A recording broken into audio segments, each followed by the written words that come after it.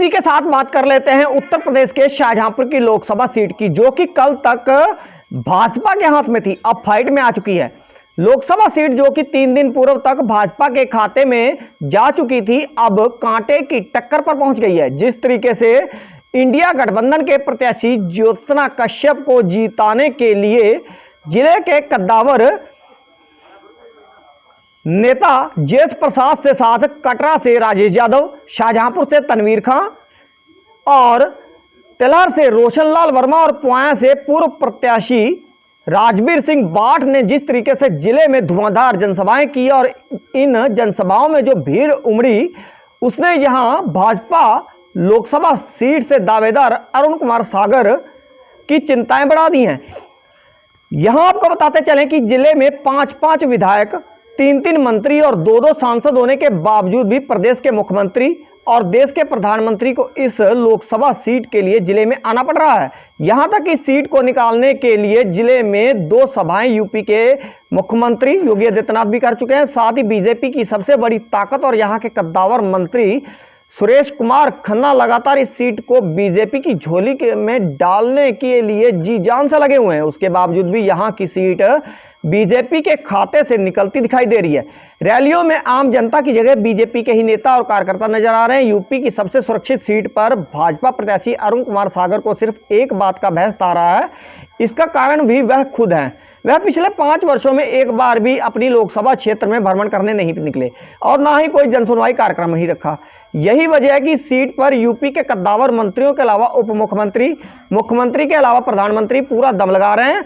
भले विपक्ष में हारे हुए नेता ही ज्योत्सना कश्यप के साथ रैलियां कर रहे हैं, लेकिन इतना जरूर है कि उनकी रैलियों में भीड़ बताती है कि वह जिले की अच्छी खासी वोट बैंक पर अपना प्रभाव डाल रहे हैं। यहीं से यह सीट पूरी तरीके से फाइट में नजर आ रही है। फिलहाल आज तक के लिए इतना ही, और चुनाव से जुड़ी हर एक ताज़ा अपडेट के लिए चैनल को सब्सक्राइब जरूर कर लें और हमारे फेसबुक पेज को फॉलो जरूर कर लें।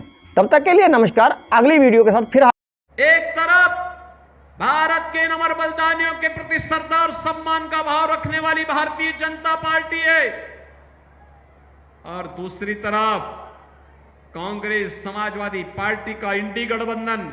आपने देखा होगा अभी 2 दिन पहले समाजवादी पार्टी ने मैनपुरी में राष्ट्र नायक महाराणा प्रताप की प्रतिमा को पवित्र करने का प्रयास किया।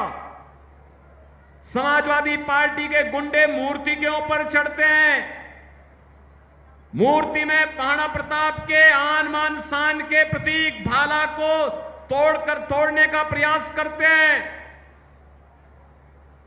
मूर्ति को पवित्र करते हैं, गाली गलौज करते हैं। इन अकबर और औरंगजेब की औलादों को बताया जाना चाहिए ये नया भारत है। इस नए भारत में राष्ट्र नायकों का अपमान भारत स्वीकार नहीं करता है, नहीं करता है। ऐसे ही समाजवादी पार्टी के गुंडों ने भारत के संविधान के शिल्पी बाबा साहब डॉक्टर भीमराव अंबेडकर की प्रतिमा को भी अपवित्र करने का प्रयास किया। बहनों और भाइयों, अभी भी कभी कभी मुझे लगता है कि कानून का राज स्थापित करने के बाद भी जब चुनाव आते हैं तो इन गुंडों की गर्मी चढ़ने लगती है। ऐसे लगता है